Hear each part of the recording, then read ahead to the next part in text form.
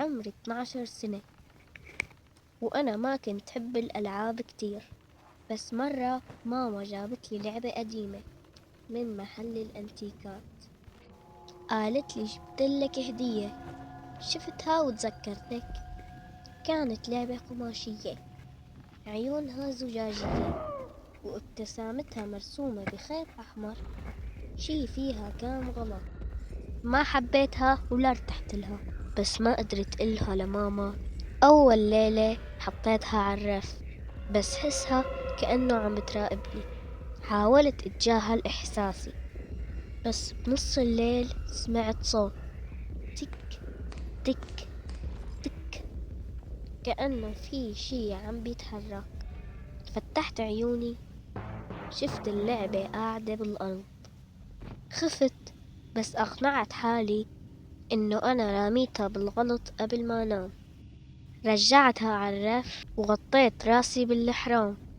الشي الأبشع يلي صار تاني ليلة، صحيت على صوت ضحكة مخيفة. التفتت حوالي، شفت اللعبة قاعدة على كرسي جنب سريري وإيديها ممدودة. صرخت وركضت لعند ماما، ولما رجعنا على الغرفة لقيت اللعبة على الرف. ومثل كل الأمهات، ماما قالت لي إني عم أتخيل.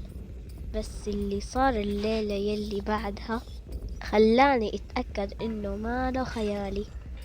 صحيت وأنا حاسة إنه في شي تقيل على صدري. فتحت عيوني، لقيت اللعبة قاعدة فوقي، عيونها أوسع وكان تمها مشقوق، وكأنها عم بتحاول تحكي. بهاللحظة قررت إني أتخلص منها. مسكتها بسرعة وركضت على الحديقة. حفرت حفرة ودفنتها فيها. صوت من تحت التراب قال: ما انتهينا لسه. ومن ليلتها كل يوم بسمع صوت ضحك مخيف طالع من الحديقة. أوبا.